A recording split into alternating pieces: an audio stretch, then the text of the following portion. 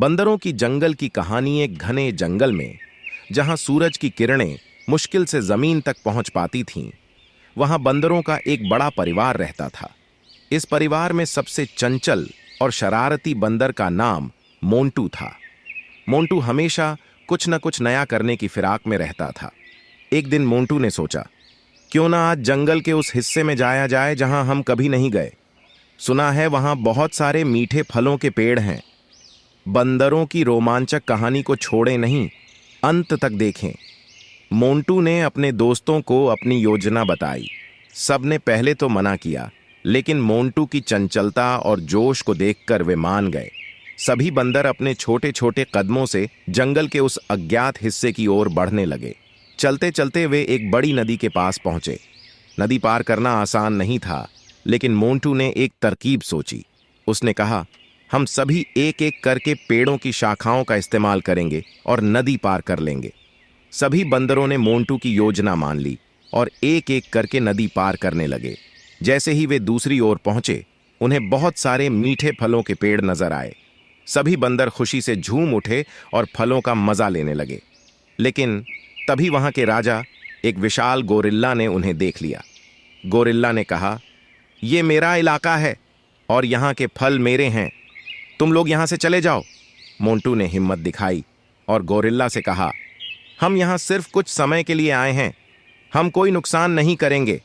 Gorilla ने मोंटू की बहादुरी और ईमानदारी को देखा और उसे अपनी कहानी सुनाई। गोरिल्ला ने कहा, अगला वीडियो बाघ की दंतकथा के बारे में है। अब बस सब्सक्राइब करें और घंटी के आइकन को दबाएं देखने के लिए। मैं भी एक समय पर तुम्हारे जैसा ही था, लेकिन मेरे परिवार को इंसानों ने कैद कर लिया। अब मैं अकेला हूं और इन फलों की देखभाल करता हूं।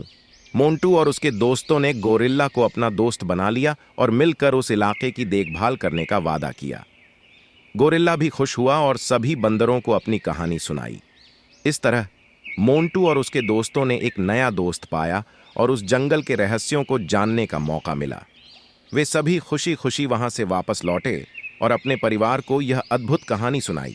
और इस तरह मोंटू और उसके दोस्तों की यह साहसी यात्रा एक नई दोस्ती और कई नई कहानियों की शुरुआत बन गई। बंदरों की जंगल की कहानी के 5 महत्वपूर्ण बिंदु। मोंटू की चंचलता और साहस।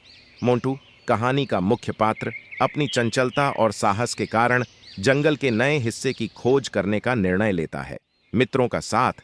मोंटू अपने दोस्तों के साथ मिलकर जंगल के अनजाने हिस्से की ओर यात्रा करता है, जिससे समूह में एकजुटता और मित्रता का महत्व सामने आता है। नदी पार करने की चुनौती। बंदरों को नदी पार करने में कठिनाई होती है, लेकिन मोंटू की तरकीब से वे सभी सुरक्षित रूप से नदी पार कर लेते हैं। यह दिखाता है कि सोच समझकर और मिलजुल कर किसी भी चुनौती का सामना किया जा सकता है। विशाल गोरिल्ला से मुठभेड़। बंदरों का सामना विशाल गोरिल्ला से होता है, जो उनके इलाके का राजा है। मोंटू की बहादुरी और ईमानदारी से वे गोरिल्ला को समझाने में सफल होते हैं, जिससे साहस और संवाद की शक्ति का पता चलता है। नई दोस्ती और सहयोग। अंत में मोंटू और उसके दोस्त गोरिल्ला से मित्रता कर लेते हैं और मिलकर जंगल की देखभाल करने का वादा करते हैं।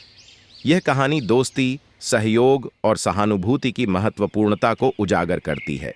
देखने के लिए धन्यवाद। स्वस्थ रहें, अपना ख्याल रखें। अगले वीडियो में मिलते हैं। अलविदा।